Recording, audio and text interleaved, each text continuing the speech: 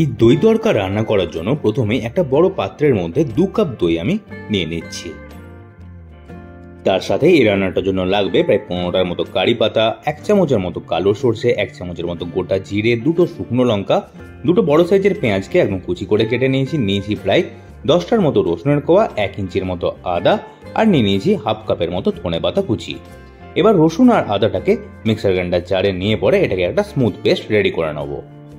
রসুন আদার পেস্টটা রেডি করে নেওয়ার পর যে দইটা নিয়েছিলাম তার মধ্যে অ্যাড করছি হাফ কাপের মতো জল, দইটাকে সামান্য একটু পাতলা করার জন্য।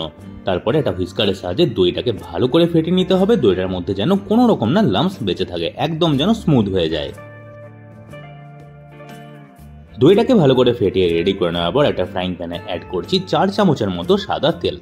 তেলটা প্যানের চারিদিকে ছড়িয়ে পড়ে ভালো করে গরম হয়ে গেলে এর মধ্যে একে এবার অ্যাড করে দেবো কালো সর্ষে, গোটা জিরে, তার সাথে কারি পাতা, আর একই সাথে দিয়ে দেবো যে শুকনো লঙ্কাটা নিয়েছিলাম 2টো, সেইটা নিয়ে সবগুলো একসাথে মিশিয়ে পরে 1 মিনিটের মতো হাই ফ্লেমে রান্না করে নেবো, যতক্ষণে কারি পাতা, গোটা জিরে, শুকনো লঙ্কার সুন্দর একটা গন্ধ বেরিয়ে আসছে।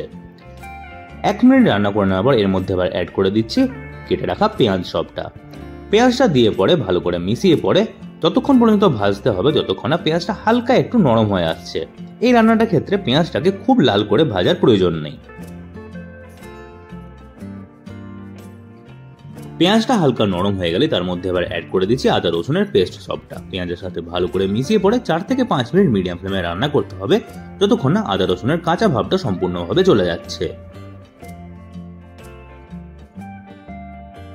এবারে এর মধ্যে একে একে অ্যাড করবো হাফ চামচের মতো হলুদ গুঁড়ো, কাশ্মীরি লঙ্কার গুঁড়ো অ্যাড করবো 1 চামচের মতো যাতে কালারটা একটু ভালো হয়, হাফ চামচের মতো জিরে গুঁড়ো, হাফ চামচের মতো ধনে গুঁড়ো নিয়ে ভালো করে গুঁড়ো মশলাগুলোকে মিশিয়ে পরে 2 মিনিট লো ফ্লেমে রান্না করে নিচ্ছি।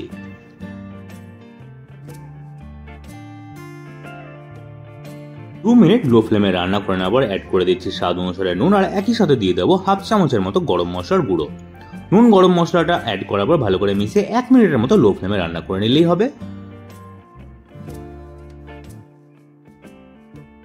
মশলাটা ভালো করে রেডি হয়ে গেছে। এবার গ্যাসের ফ্লেমটাকে আমি বন্ধ করে দিচ্ছি আর তারপরে অ্যাড করছি দইটা অ্যাড করার সময় আর প্রথমবার মেশাবার সময় যদি গ্যাসের ফ্লেমটাকে বন্ধ করে রাখা হয় তাহলে দইটা আর ফাটবে না।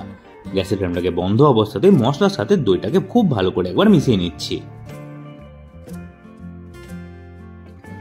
বেশ ভালো করে মশলার সাথে দইটা মেশানো হয়ে গেছে। এবার গ্যাসের ফ্লেমটাকে আমি অন করে রেখেছি আর গ্যাসের লো ফ্লেমে 2 মিনিটের মতো এইভাবে কন্টিনিউয়াসলি নাড়াতে থাকতে রান্না করে নিতে হবে। এই গরমের দিনে কোনো যদি সবজি খেতে না মন হয় তাহলে এইভাবে যদি দই তড়কা আপনার বাড়িতে বানাতে পারেন তাহলে এটা গরম ভাতও যেমনি খেতে ভালো লাগবে, রুটি পরোটার সাথে খেতেও কিন্তু এটা দুর্দান্ত লাগে। দেখতে পাচ্ছেন আস্তে আস্তে ওপর থেকে তেল ভাসতে শুরু হয়ে গেছে, রান্নাটা অলমোস্ট কমপ্লিট হয়ে যাচ্ছে। লাস্টের মধ্যে এবার ছড়িয়ে দিচ্ছি কেটে রাখা ধনেপাতা সবটা। ধনেপাতাটা দিয়ে পরও ভালো করে একবার মিশিয়ে নিচ্ছি আর 1 মিনিটের মতো লো ফ্লেমে এটাকে রান্না হতে দেবো এইভাবে। আজকের এই দই তড়কা রান্না আমার একদম কমপ্লিট হয়ে গেছে। আজকের এই রেসিপিটা আপনাদের কেমন লাগলো সেটা কমেন্ট করে জানাবেন। রেসিপিটা ভালো লাগলে ভিডিওটা লাইক করে দেবেন, রেসিপিটা সবার সাথে শেয়ার করে দেবেন। এই চ্যানেলে এরকমই রান্নার ভিডিও আমি শেয়ার করে থাকি, তাই চ্যানেলটাকে অবশ্যই সাবস্ক্রাইব করে দেবেন, পাশে থাকা বেল আইকনটা দাবতেও ভুলবেন না। তাহলে বন্ধুরা আজকে এই পর্যন্তই, দেখা হবে আমার নতুন একটা কুকিং ব্লগের সাথে। অসংখ্য ধন্যবাদ আজকের এই ভিডিওটা দেখার জন্য।